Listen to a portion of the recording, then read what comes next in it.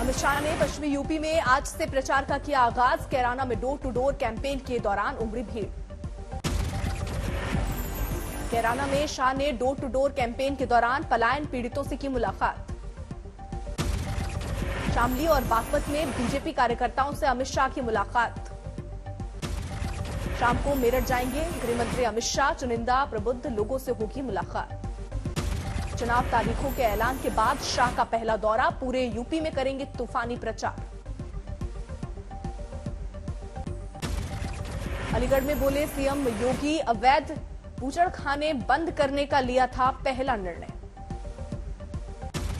CM योगी सरकार ने Samajwadi party की सरकार के निर्णय से की तुलना। कहा उन्होंने आतंकियों को छोड़ने का लिया था फैसला। युवाओं को नौकरी और रोजगार भी दिया, सुरक्षा का पुख्ता व्यवस्था भी किया और पेशेवर माफिया और गुंडों के ऊपर बुलडोजर चलाने में भी संघर्ष किया। सीएम योगी ने कहा किसानों के कर्ज माफी का भी फैसला सीएम बनते ही किया। योगी ने कहा दिल में बसते हैं किसान, सरकार बनने पर कराया गन्ने के बकाया का भुगतान। बीजेपी अध्यक्ष जेपी नड्डा भी आज यूपी के प्रचार दौरे पर दोपहर में बिजनौर पहुंचे। नड्डा मुजफ्फरनगर के विधानसभा पदाधिकारियों के साथ उन्होंने बैठक की। कजरौला भी जाएंगे। सीएम योगी ने आज लखनऊ में 403 प्रचार वाहनों को दिखाई हरी झंडी। हाईटेक सुविधाओं से लैश रथों को किया रवाना। अखिलेश यादव ने करहल विधानसभा क्षेत्र से चुनाव मैदान में उतरने का किया औपचारिक ऐलान। 22 लाख नौकरियों का किया वादा।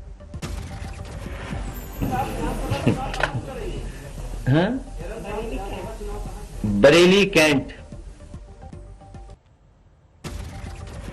यूपी में चुनावी रैलियों, जुलूस और रोड शो पर आज चुनाव आयोग ने की बैठक। सूत्रों के मुताबिक फिलहाल पाबंदी जारी रखने का फैसला। सूत्रों के मुताबिक यूपी में चुनावी रैलियों और जुलूस पर अभी एक हफ्ते तक पाबंदी जारी रहेगी। बाद में फिर होगी कोरोना के हालात की समीक्षा। 2 बार विचार करके पाबंदियां लगा चुका है चुनाव आयोग। अब तक नहीं मिली कोई छूट, सिर्फ डिजिटल प्रचार और छोटी सभा की इजाजत। संभल में कुदरती विधानसभा से समाजवादी पार्टी के उम्मीदवार जियाउर रहमान ने आचार संहिता का किया उल्लंघन। सैकड़ों गाड़ियों के काफिले के साथ पहुंचे। समर्थकों का जुटा हुजूम। जमकर हुई आतिशबाजी। पीएम मोदी ने देश के कई जिलों में जिलाधिकारियों से किया वर्चुअल संवाद। विकास कार्यों पर की चर्चा। यूपी में कांग्रेस के सीएम पद का चेहरा वाले बयान से प्रियंका का यू टर्न। कहा कल गुस्से में बोला था। मैं ये नहीं कह रही हूँ कि मैं ही हूँ चेहरा, तो मैंने थोड़ा चिढ़ के कह दिया क्योंकि बार बार आप लोग वही सवाल कर रहे हैं। कल यूथ मैनिफेस्टो जारी करने के बाद प्रियंका ने सीएम पद के चेहरे से जुड़े सवाल पर सीधे तौर पर लिया था अपना नाम। पूछा था मेरे अलावा कोई दिखता है? आपको किसी और का चेहरा दिख रहा है? यूपी में कांग्रेस पार्टी की तरफ से जी। कांग्रेस ने यूपी के 20 लाख युवाओं को किया नौकरी का वादा। 8 लाख महिलाओं को नौकरी देने की बात। पंजाब में नवजोत सिंह सिद्धू के स्ट्रेटेजिक सलाहकार और पूर्व डीजीपी मोहम्मद मुस्तफा ने आम आदमी पार्टी को दी खुली धमकी। कहा मेरे जलसे के बगल में हुआ जलसा तो भुगतना होगा अंजाम। मोहम्मद मुस्तफा ने संघ पर की टिप्पणी। कहा मैं आरएसएस का एजेंट नहीं हूं जो घर में घुसकर बैठ जाऊं। अगर अपने पर आ गया तो घर में घुसकर मारूंगा। मैं आरएसएस का एजेंट नहीं हूं जो डर के घर में घुस जाऊंगा। अगर दोबारा इन्होंने ऐसी हरकत की, खुदा की कसम इनके घर में घुस के मारूंगा। चंडीगढ़ सरकार में कैबिनेट मंत्री रजिया सुल्ताना के पति हैं मोहम्मद मुस्तफा। बीजेपी ने उनके बयान को सांप्रदायिक बताया। अमित मालवीय ने ट्वीट को दिया ट्विस्ट।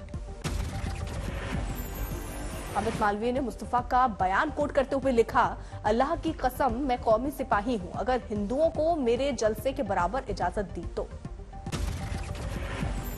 संबित पात्रा ने किया सवाल। राहुल गांधी और कांग्रेस पार्टी बताए कि मोहम्मद मुस्तफा को मोहरा बनाकर पंजाब में वो कौन से हालात पैदा कराना चाहते हैं। संबित पात्रा ने कहा क्या पंजाब को कश्मीर बनाना चाहती है कांग्रेस? बीजेपी का कांग्रेस से सवाल। क्या पंजाब में पैदा करना चाहते हैं 80 के दशक जैसे हालात? बीजेपी ने किया सवाल। क्या पंजाब में सिर्फ एक विशेष कौम को जलसे का अधिकार है? बीजेपी ने पंजाब बीजेपी अध्यक्ष अश्विनी शर्मा को पठानकोट से दिया टिकट। प्रचार से पहले हिलटॉप मंदिर में पूजन अर्चन के लिए पहुंचे अश्वनी। आज तक से बोले कैप्टन अमरिंदर, सिद्धू में सोचने की क्षमता नहीं, चुनाव के नतीजे बताएंगे कौन घर बैठेगा और कौन थामेगा पंजाब की कमान। कैप्टन अमरिंदर ने सीएम चन्नी पर भी लगाया भ्रष्टाचार का आरोप, खनन घोटाले से जोड़ा चन्नी का नाम। कैप्टन अमरिंदर सिंह ने सीएम चन्नी और सिद्धू दोनों को बताया नाकाबिल, कहा परफॉर्मेंस नहीं करने पर ही सिद्धू को मंत्रिमंडल से निकाला था। जब भी डाले उसको जनरल बाजवा को और दूसरे जनरल वो क्या नाम है प्राइम मिनिस्टर को, और ये समझता है कि इससे इसको हिंदुस्तान के लोग इसको पसंद करेंगे क्या। पंजाब के लिए बीजेपी ने जारी की 34 उम्मीदवारों की पहली लिस्ट, सभी वर्गों के प्रतिनिधित्व का किया दावा। बीजेपी के साथ नहीं बनी मनोहर पर्रिकर के बेटे की बात, उत्पल पर्रिकर ने पणजी से निर्दलीय चुनाव लड़ने का किया ऐलान। निर्दलीय लड़ने का ऐलान करने के बाद उत्पल पर्रिकर ने बीजेपी को सुनाई खरी खरी, बोले पिता के मूल्यों की है लड़ाई। कांग्रेस में शामिल हुए उत्तराखंड के पूर्व मंत्री हरक सिंह रावत, हरीश रावत की मौजूदगी मिली पार्टी की सदस्यता, बीजेपी पर भड़के। एक गिलेरी की तरह एक छोटे कार्यकर्ता के रूप में मैं उत्तराखंड में भाजपा की विदाई करने में, कांग्रेस की सरकार लाने में जो भूमिका निभा सकता हूं उस भूमिका को मैं निभाऊंगा। हरक सिंह रावत की बहू अनुकृति भी कांग्रेस में शामिल, सूबे में बीजेपी की हार का किया दावा।